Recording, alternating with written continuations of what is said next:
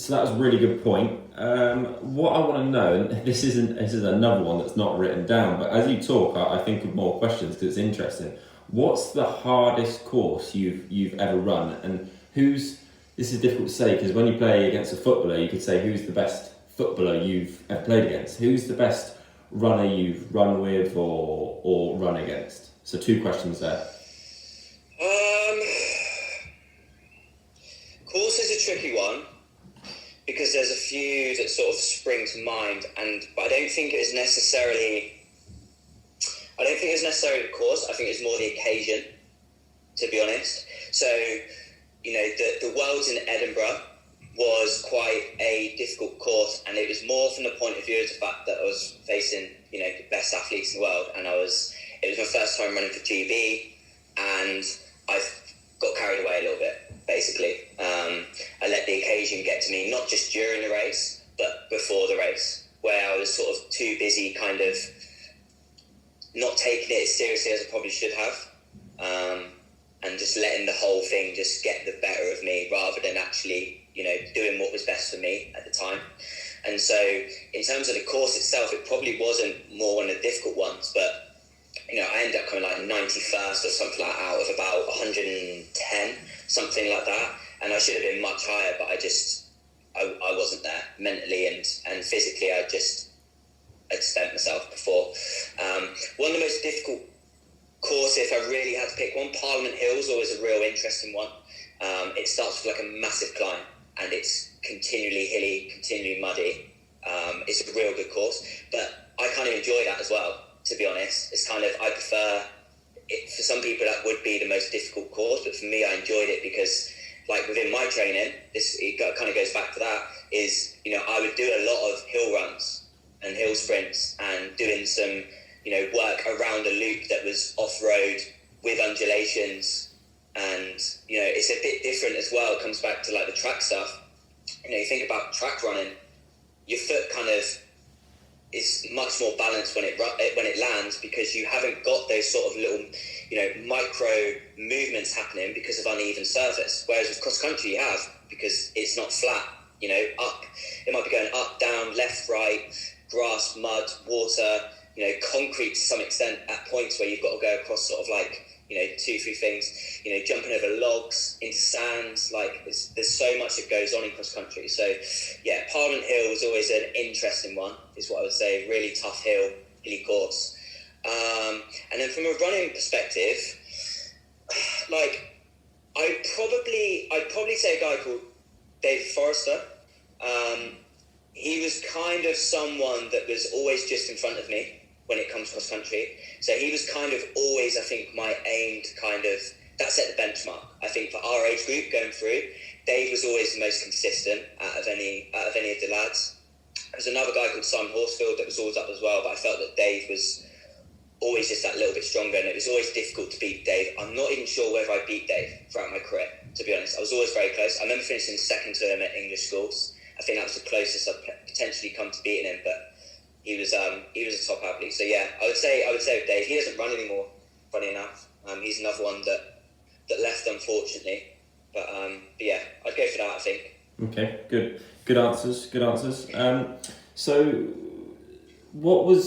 then you stopped running, obviously, and you went into futsal, and we spoke about that. What brought around, I know the answer, but what brought around the retirement from futsal to, I believe your aim is to run for Team GB again? What brought that retirement around to go back into running? Yeah, there were two things really, I think. Well, three to an extent, actually.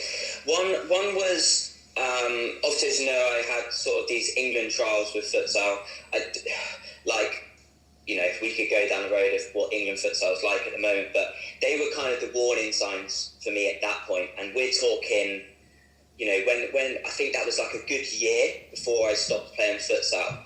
And it was a whole year, and that knocked my confidence a little bit, I think, was the fact that I went to St George's Park and had these trials that, we did all these tests on the day, and I never got any feedback, and nothing back at all. Didn't get an email, didn't get anything. And so we did all these tests that supposedly then were testing us against the current England squad that they get put through. And I've got no idea what my results were to this day. I've got no idea. And actually, what you want at that point, a bit like Liam was saying in the podcast, because I've listened to that, is you want help and feedback to get you through the period that you're going through, whether it's for your mental health or for you to build back your confidence up, or to know what I need to do more to get better to break into that England team. And so to not get that feedback, I was kind of left in no man's land. It's like, well, okay, am I good enough? Am I not? How close am I? I had no idea. And so that took a big toll on me that then carried through to, for the rest of the Super League season, I think, and then on to obviously the start of the next season, where eventually I decided to stop. And that was part of the reason. I think it kind of made me lose love with the game a little bit, and got me thinking then about, I'm getting on towards 30 at that point. I was 29. Can I realistically break into this England team? Because that's what I was doing it for. Do you know what I mean? At the end of the day, that's what gradually became the goal was, I could represent my country in 2 different sports here. That would be an awesome achievement to do. And I don't know how close I was to doing it.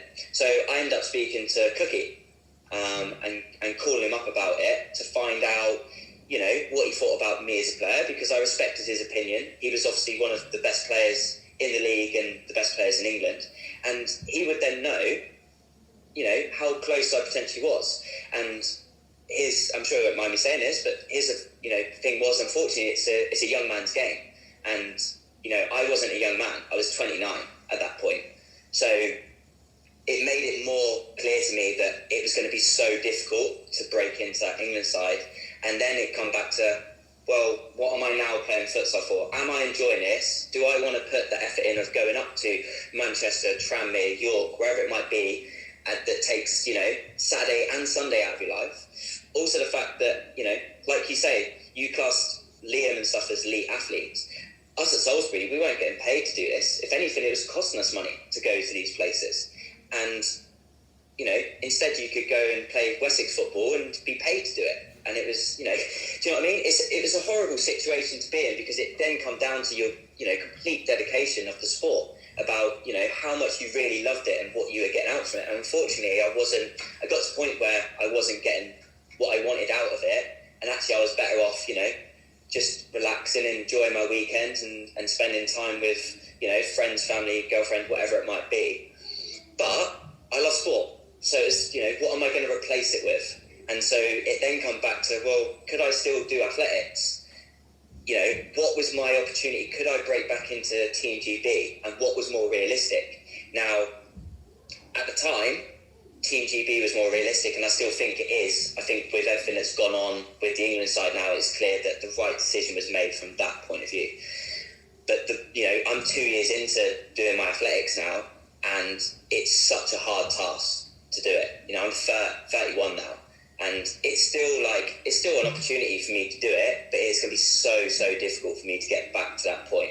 I'm optimistic, and I think it can be done, but it's going to be incredibly hard. But the difference is that it's all down to me.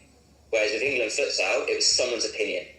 Are you good enough? Athletics isn't opinion, pretty much. It is, you either run the time or you finish in a certain place, and you get to represent your country. If you don't, you don't.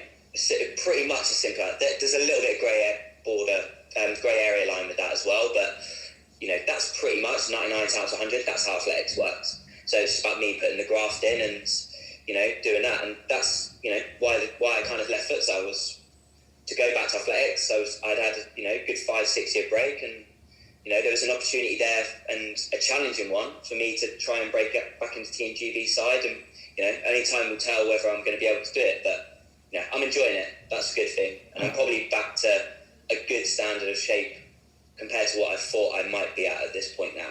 I think that's always important to challenge yourself. And I was gutted when you left futsal, because usually you're my car buddy all the way up to York and Tranmere and wherever it was, and hotel buddy. So that was a difficult one to take. You said about obviously that it cost us money sometimes to do. Yes, I mean, I think as a club, Salisbury United did everything they can. The people that worked there, everything they did, they were absolutely spot on. Jeff, as a coach, as a manager, was brilliant. There's people behind the scenes that did everything they could. The youth setup there, it is incredible. I'll never ever say a bad word about them and what they did. Futsal made me a better player. Jeff made me a better footballer. And from what I know, a half decent futsal player. For someone who got chucked in at the deep end, because let's be honest, I was. So, you know, I'm more than pleased, and I generally think it's probably the best thing I've ever done is wear a futsal shirt and play futsal. I think where we're going next is quite a funny one. We spoke about it a little bit. Obviously, you know, I like running 5Ks, and I chucked in a couple of 10Ks recently to change it up because of, you know, bits I've heard you say. It's funny when you ask a football team, go and say, you know, go and run your fastest 5K, go and do your fastest 5K. My fastest 5K at the minute is 19 minutes something. I didn't train for it, I just went out and did the 5K, and you know, and it was 19 minutes 50 probably. I felt awful at the end of it, but I did it. That's not a bad time, is it, for someone who's not trained? Obviously yours will be a lot less than that, but how do you get quicker at doing 5Ks? Because you can't just do it, like you said, by running 5K Monday, Tuesday, Wednesday, rest day Thursday, do it Friday, do it Saturday. You can't just do 5K every day, can you? No, because your body is just going to break down, because you're not allowing it to recover for a start, because you're constantly putting it to its, you know, max, essentially, when you're doing a 5K race. Because that's what you are. You're just, you know, you're running as far, you know, you're running that distance as quick as you possibly can. So for you to get quicker at 5K, there's got to be different parts in your training to make this overall picture. So yes, you need to have some speed endurance in there, because at the end of the day, you are running above your threshold. Now, for people that don't know what a threshold is, it's where your lactic acid kicks in. The thing is that actually part of that is good. So your lactate is an energy source. You will start to use that as you tip over your lactic acid threshold. But what will then happen is the acid then gets to the point where it can't get flushed out by the body. So that's when your fatigue starts to kick in and everything like that. So threshold training is training your body to deal with the fact that this acid and lactate is coming into the body, but it's also training it to get rid of it at the same time, because you're not pushing it too hard. As soon as you then push it beyond that point, which is where your 10K and below comes in, that's when it's kind of a battle of how long can you hang in for, but also that you've trained your body to deal with the fact that you're loading the body with lactic acid and then trying to get rid of it. So it should be that slightly easier, which is then going to allow you to perform for longer and for quicker. At the same time, you've still got to go above 5K, because you need to have that, you know, extra gear. And likewise, you need that extra gear below. You know, you need to be able to do easy and steady runs to build up your aerobic workout, to work with the oxygen. Because when you're doing a 5K race, you're at your anaerobic state and you're working without oxygen. That doesn't mean to say that your aerobic capacity, your aerobic chamber, isn't still working, because it is. So if you're then never working your aerobic capacity, you've got nothing to fall back onto. It's not there. So that's why it's important to have, you know, threshold running in there, some easy runs, some recovery runs, some quicker stuff in there. The problem you've got is that you can't just suddenly jump into doing the quicker stuff, because you haven't built the base beforehand to deal with the load. So actually, what you need to do is you're better off doing just easy runs, running X amount of times a week, building a routine, getting some strength conditioning work in there that is purpose to whatever you're trying to get strong and conditioned at. So if you are doing running and football, you need to be doing strength conditioning for running and football. You know, you wouldn't get... people, I think, get a little bit confused with strength conditioning and think that they have to lift big weights as much as possible and just, you know, become this big, you know, rugby sort of physique type looking person, when actually that's not relevant to you. It's got to be relevant to what sport you're doing and what you want to get out of it. So with mine, with running, a lot of it is body weight and a lot of it is repetitions, because with running, it's a repeat sport. I'm running over and over and over again. And again, it's got to be fundamental movements towards my sport. Now with football, you're obviously moving left, right, jumping up, forward, backwards, you know, going down to the floor, getting back up. That needs to be in your strength conditioning somewhere, so your body's used to the fact that you're doing it. With running, a lot of it's moving forward. Very rarely you're going to, make a real sharp left turn, sharp right turn. You'll probably have some movements left and right, but a lot of the time you're running in that sort of straight line. So the movements need to be functional towards that. And so, trying to put all of that into a training plan is extremely difficult, because this is why people feel really fresh at the start, because they've almost gone from doing pretty much nothing to something. And then after a month's time, they then get tired. And the reason is because you're now trying to run a 5K on top of all this accumulation of training that you've already done. When you go to running, with a marathon runner, for example, you're looking at 20, 24 weeks worth of training. Do you ever run a marathon within that training? No. You never run a marathon. But what you will do is you'll run over the amount of, 26 miles within a week, because you're doing a 30-minute easy run here. You're doing a long run, 2 hours here. You're doing threshold work here. Do you know what I mean? You're doing strength conditioning work here. And that's my biggest advice to anyone that's just starting out running. Ignore Strava, because to me it's toxic a lot of the time. It's a bit like Facebook and social media in general. People start comparing themselves with other people, and you'll get people that have been training for a long period of time, and suddenly someone just pops on Strava and they post a 5K run as quick as you've ever run. But I guarantee that if you look after yourself and you do 3, 4, 5, 6, 7 months of good, consistent, structured training, you will be in a much better position than the person that started and was just doing 5Ks for 1 month. You'll probably find that they're not even running anymore, because they've got so frustrated with the fact that they're plateauing or their time's getting slower, and they're sat there twiddling thumbs wondering why. Why am I not getting quicker? That's the reason why you're not getting quicker, because you're not putting the foundations in place to begin with to allow your body to deal with the fact that you want to run a 5K, that you want to run this quick. It's that patient game of running, and it's that building up the tolerance of how much training you're doing and gradually increasing it. You can't just suddenly jump in at the deep end. You've got to build it up.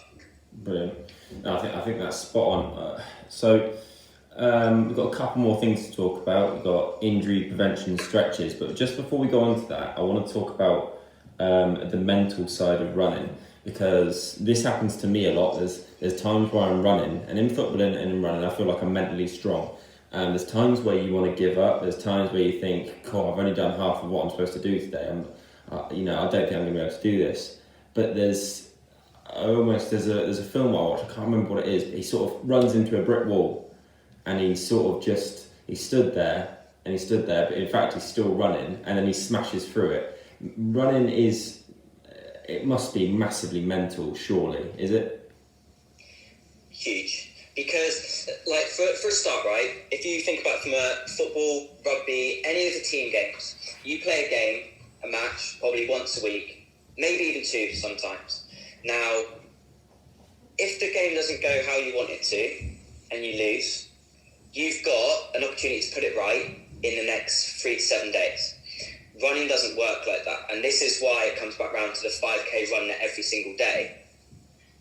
If you're doing a 5K race, you want to build up that training. Actually, you'd run a 5K race, probably once every month or 2, because you're putting the building blocks in place to go out and try and beat your PB. The downside to it is the fact that you've got all this training that's building up to this one opportunity. And so if it doesn't go right for you on the day, you've got to be mentally so tough, because you're going to have to go through this process again now to put it right. Doesn't mean to say that by not running a PB you haven't had a good race. I'll use my most recent race as an example. I had been training really well. I'd gone out to Portugal to go and train in a training camp. I'd taken things on a notch, but this had been months and months and months of putting the foundation in place and not getting injured as well, not getting ill. For example, right now, I'm not particularly well. I've not been running properly for a month now. I've only been able to do easy runs. And leading up to this race, which was in December, it was just before Christmas, I felt that I was coming down with something about 4 or 5 days before the race. But I had to mentally push that to the back of my head, because if I let it come to the front, I knew I wasn't going to be able to perform as well as I could on the day, because I would then start to make excuses in my head about, I'm not feeling well, I'm not 100%, so I'm not going to be able to give 100%, etc., etc. So I did the race, and I was expecting to run between 32 and 34 minutes for a 10K. I ended up running 33:03, but I was disappointed on the day because I knew I could have ran sub 32. The reasons why I didn't run sub 32, and this isn't excuses, this is me stripping everything back and looking at all the internal and external factors that could have affected me on the day. Externally, I couldn't do anything about the fact that the weather wasn't as best it could be. Now that's going to affect you running because you might have the wind in your face, it might be raining, it might be difficult underfoot, which it was in parts because this was a mixed terrain race. So most of the time I was on road, but there was a back stretch where, like we spoke about earlier, I've got this mental image of the course and where I'm going to kick, where I'm going to settle in, where I'm going to do this, that and the other. On this course, in my head, I was going to be running threshold for the first 2 miles. There was then this long straight for about 1.5 miles that I was then going to get the hammer down, and I was going to be really kicking on. But what I didn't know is that it was off-road, it was on an old railway track, and it was muddy. So I couldn't quite get the grip that I wanted to and the force that I would generate for running to then push on and kick on. On top of that, because of COVID and everything that's happening, normally in that race, you would have started with 200-300 people, whatever it might be, all online together, and you go, and you form a group. You form people around you that are going to be probably looking for similar time, and then it becomes a tactical battle where you can sit in and kick on, and it's much easier to run with people. On this, I was the first one to go because they staggered it because you had to run by yourself. And so I had no one to aim in front of me. It was just me against the clock. That's not my type of running. Also, it's so mentally hard because I've got no reference of kind of, how other people are doing behind me. What ended up happening was people behind me that should have started in front of me and didn't on this race, which I wasn't particularly about either because with everything that's going on in COVID, that should have been top priority is the fact that if this is your time slot to start, you start here. Also, the fact that because they were starting around me, or should have started around me, I had done my research on them as an athlete. So I knew what their PBs were and what time I thought they'd run. And I thought, do you know what? I've got 2 people in front of me that are going to start 10, 20 seconds in front of me. That gives me something to chase down. I've got 2 people behind me that are going to be pushing me. And instead I didn't have that. So I ended up having to run a whole race by myself. And because they then started 3 minutes later and 6 minutes later when they shouldn't have, they had all these people in front of them that were just running past them. That's naturally going to give you a little bit of a psychological boost saying, I've just passed them. Right, where's my next person I'm going to pass? Right, I'm going to chase him down, pass him. Do you know what I mean? I didn't have that. I then had someone send me the wrong way on the course. So I then missed out on 2-3 seconds, and also it really irritated me that they weren't paying attention and saying, no, you need to go that way, because it wasn't clear and obvious that you need to turn right or left. So I ended up turning left, saying to them, am I going the right way? Oh, no, you're not. Great. Right, turn round, start going that way. Heart rate elevates. And that's the point then where I knew I also had to dig in from doing my research on the race because it was an uphill. So not only have I now got to do this uphill, but I just had to deal with a person telling, doing their part for me by telling me, Marshall, this is the way to go. Make my life easy. That's what, that's your job for the day. Tell people where to go. Do you know what I mean? And so all these little things can really affect you psychologically. Now, when I then got to the end of the race, I looked at my watch, it was 33:03, and I was like, yes, it's all right time. It's about a minute outside of my PB. But I was disappointed because I knew, after looking back at all of that stuff, I could have been on for sub 32 that day. And what then really frustrated me was the fact that I finished 4th overall, and the person who come first ran just under 32. He should have started 1 place in front of me. We could have both run quick on that day because he would have probably then had me pushing him along. And also I'd have had him, we'd have pushed each other. Do you know what I mean? And that's quite irritating from an athletics point of view because I've put all that hard work in over that period of time to then get to the point where I've done everything I can within myself to control everything, get there on time, make sure I've looked after my nutrition, training's gone well, injury-free, good warm-up. I've looked at my watch and I've done everything, heart rate's good. I'm running the times that I needed to at certain points until it got to the point where I needed to kick on. And then all these external factors that I couldn't control then affect you for race. So then I have to dissect it and go, well, actually, yeah, I wanted to run sub 32. And on another day, I would have. But I couldn't because of of these factors. And so actually I look back at it and go, that's a good race. It again gives me a little bit of motivation, confidence to go for it again. You're not always going to have that, because sometimes you're going to look at it and dissect it and go, do you know what? I didn't race well. Everything was in my favour, but did I train as well as I could have? No. Did I keep getting little niggles and illness? Yes. Did I get to bed at good times and sleep well to recover? No. Do you know what I mean? There's lots to dissect with running. And to be fair, that should relate to most sports anyway. It's just the fact that with running, you get, the times for me to put it right are the races. And in training, it's really difficult to do that in training, because actually what you want is an opportunity to go and race again. Football and rugby, you get that. You get to do that because you've got a game next week that you can go and put it right. You're still dependent on other people because it's a team game, which is why it's then even more difficult as an athlete, because it is pretty much all about you. So if you've done everything right, it's going to work most of the time. I think you have to have a lot of self-motivation in running as well. So in football, you can have a manager and a coach and a couple of your players also giving you motivation, giving you a rocket up your bum, whatever it is to sort of motivate you. Whereas in running, a lot of the time it's got to come from inside yourself. Spot on that. I think we'll go on to this last little bit here, and it's something that gets neglected a lot, and it's something I did a lot in the academy. I think kids that I coach now of a certain age, need to start being aware of this. Stretching before and after exercise. How important is, because everyone stretches before, how important is, not just walking off a football pitch and going straight into the change room and getting changed? How important is it to recover properly and stretch? Your body, to become stronger, has to have recovery periods. So when you go through an exercise, an activity where you put your body under stress, it will cause your body to do little micro tears.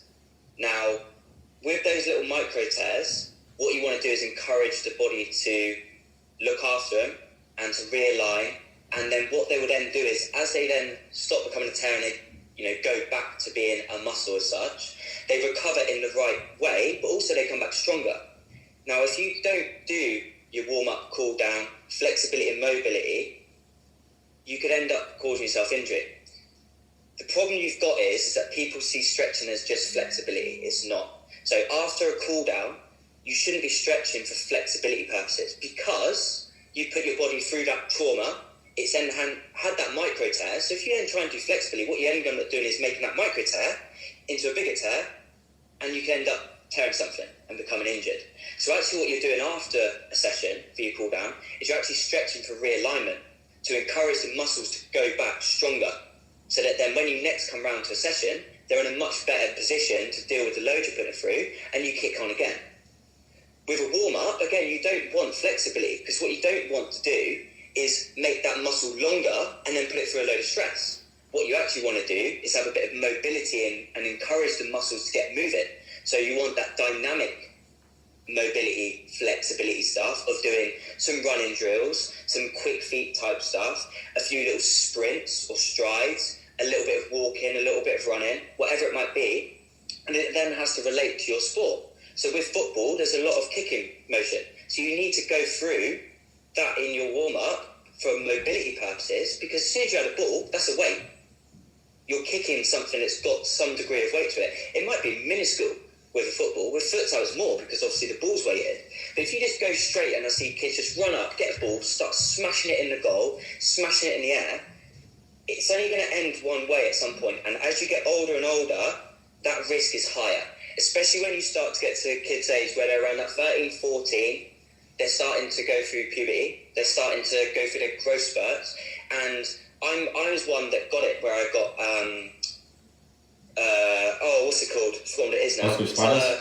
Oscar Slash, thank you, that's what it was. That's what my knee injury is now, believe it or not. So it's Larsen-Johansson's syndrome, something along those lines, where it's a very similar thing to Oscar Slash. I had Oscar Slash as well, so I've got lumps on just below my knees, and it's where your bones grow quicker than your muscles. So picture your bone growing, muscles not growing, it's just stretching the muscle even further, and it's putting it under more stress. You then start going around and smashing a ball around, not only are you not warming up and you're already putting it under stress, but it's already under stress. So actually, at that point, at that kid's age, flexibility is such an important part, because they need to try and encourage that muscle to get that little bit more flexible, to ease the stress that it's coming under from the bone growing quicker than what the muscle is.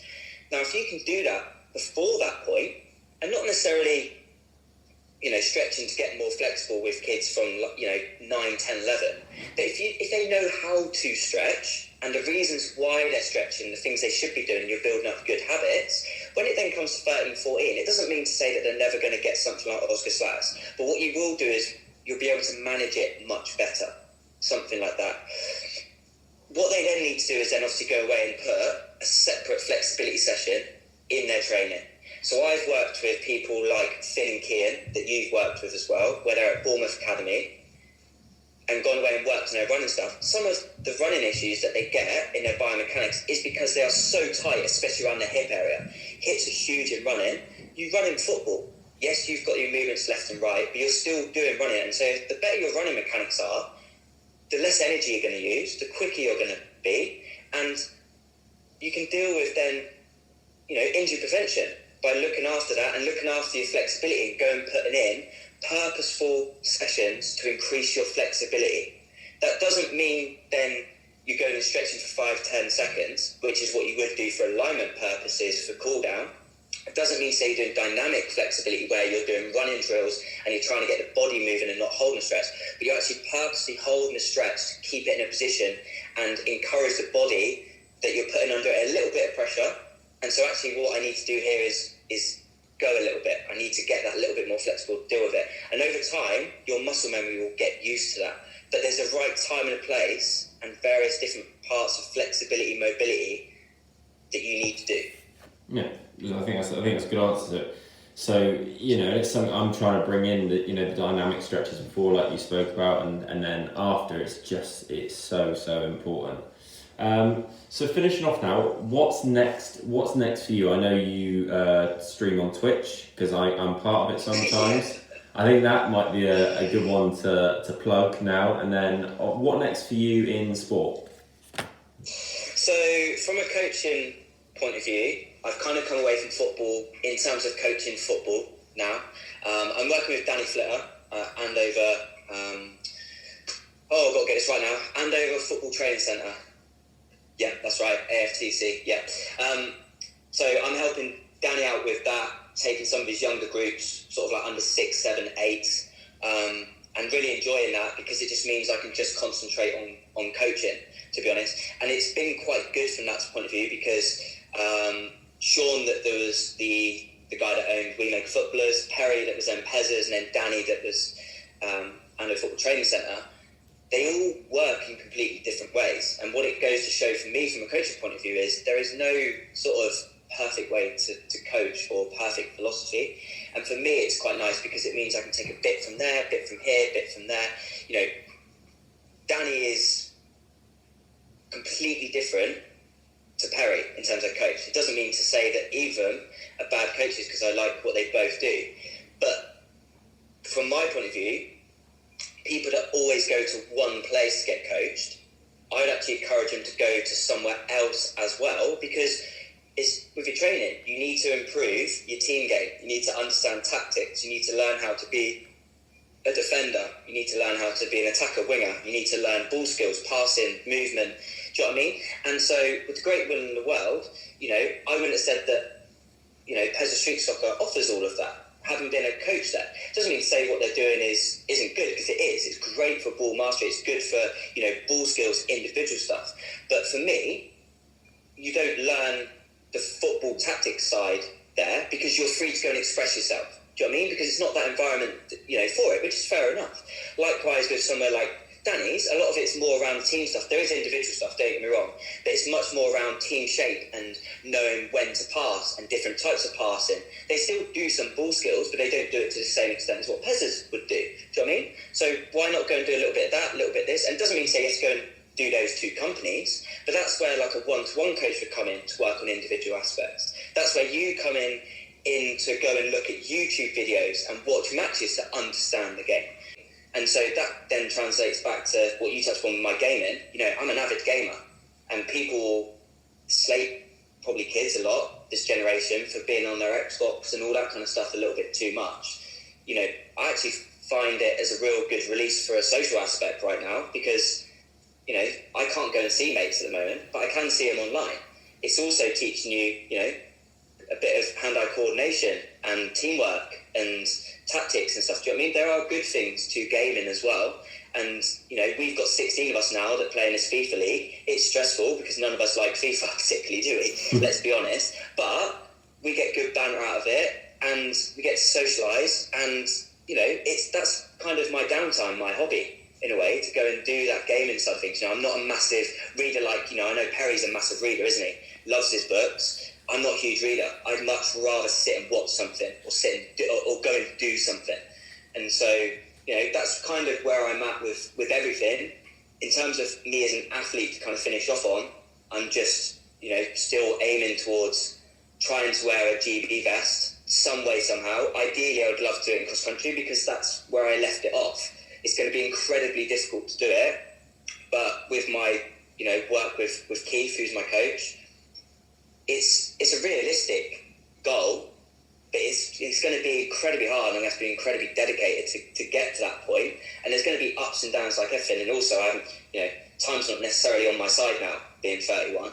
But, you know, if I can get to wear an England or a GB vest again, you know, over cross country or road, or, you know, mountain climbing, or, you know, mountain racing type thing, you know, that's kind of what we're aiming for.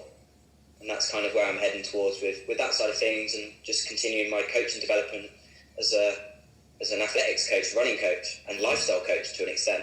I think that's spot on. I think that's really, really interesting, that podcast. You learn so much more about, you know, I can speak to all the ex-footballers, the ex-pros, the futsal players, the coaches, but to get your aspect on it, and the athletics, the stretching, the injury prevention, whatever it is, I think that's really interesting. Obviously, we've got a bit of the mental side in there as well, which is important at the minute. So I really appreciate you talking to me.